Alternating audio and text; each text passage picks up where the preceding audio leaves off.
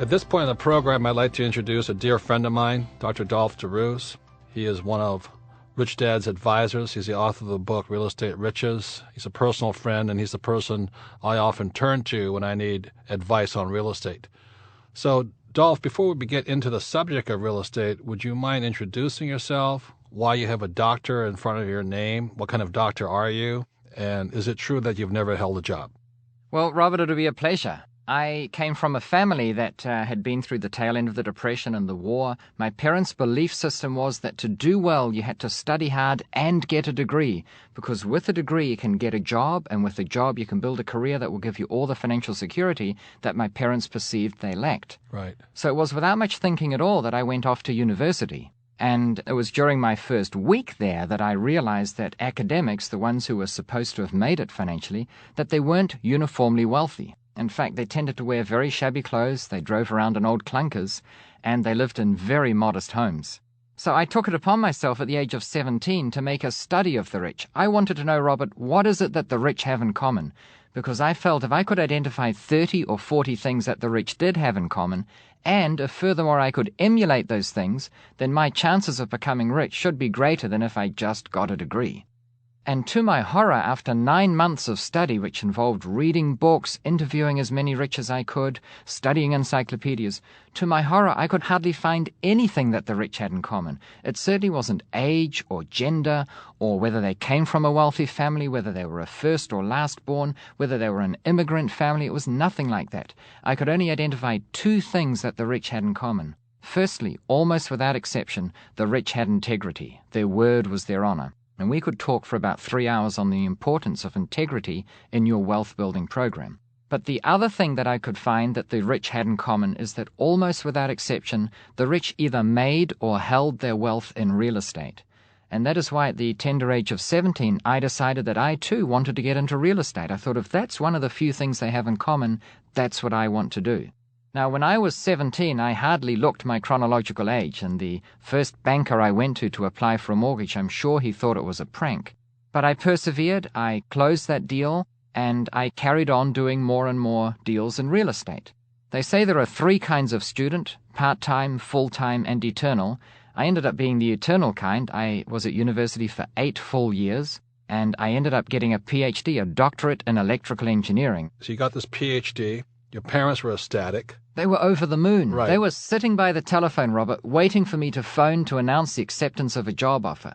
And I did get job offers. In fact, I went to 2 interviews, and one of them was for a job where I was offered $32,000 a year. Now, back then, that was a very handsome salary. However, unfortunately for my prospective employer, the week before I had just completed a real estate deal that netted me $35,000. And I remember very clearly thinking, why would anyone in their right mind work for 40 hours a week for 50 weeks of the year, turning up every morning at 8 a.m. saying, "Hello, boss, here I am, what would you like me to do today?" for $32,000, when in 1 week you can make $35,000 and take the rest of the year off. I didn't get it, I didn't get that job, and to this day I have never had a job. It's true. And so today you travel the world looking at properties and investing in properties. That's right. And, we talked earlier about my Rich Dad's 6-step process, and you have your own process like this. But have you ever heard people say to you, well, it may work in, your hometown, but it won't work here and all that? What do you have to say to people like that? Well, they say that all the time, and I think it's fair to say, Robert, that I'm living proof that these 6 principles work all over the world. In fact, what I do is apply those 6 principles wherever I am.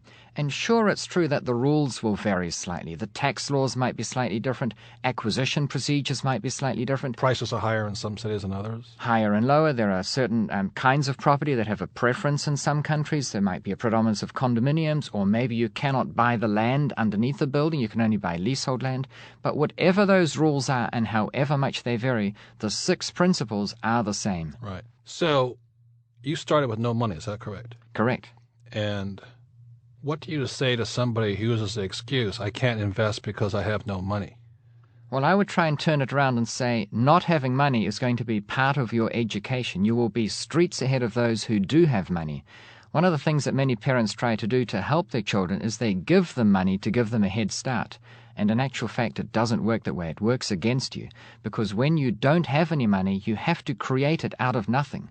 And Robert, one of the things I love about real estate is it's so easy to create money out of nothing. But it taxed your brain power, didn't it? Well, sure, but that makes your brain grow. Right. And so the whole point we're saying here is it's not the real estate that makes you rich, it's the process that makes you rich. You know, people use that excuse starting off. They don't have the $10,000, for instance, that they perceive they need to do a particular deal. But as you've just said, when you get into bigger deals as time goes on, if you had the $100 million that you thought you'd need to do the next big deal, then you probably wouldn't be doing that deal. You'd be doing an even bigger deal where the $100 million wouldn't be enough for your deal. Right. And so you started with a small deal at 17. Correct? And you kept building. Is that correct? That's right. So it's the process more than the money or the property that makes you richer and richer. Right. So you're still buying property. I'm still looking and buying all over the world. And your belief is you don't like to sell it. Is that correct? Correct. I don't like selling because when you sell, you might cash in on the profit you've made up until that day, but you'll never get a cent more from that property for the rest of time. Whereas when you hang on to a property, you still get the cash flow from the rental income. You've, of course, got expenses, but there'll be a surplus there, and that surplus goes up with time because of inflation. And what's more, the value of the building still goes up. And in fact, you never need to sell to get the benefit of that increase in value. You simply refinance. And what's more, the first property you bought way back when, that is still generating income for you today. Right. Whereas most activities that people undertake, once they've done a certain deal, they get some money for that deal, but that's it.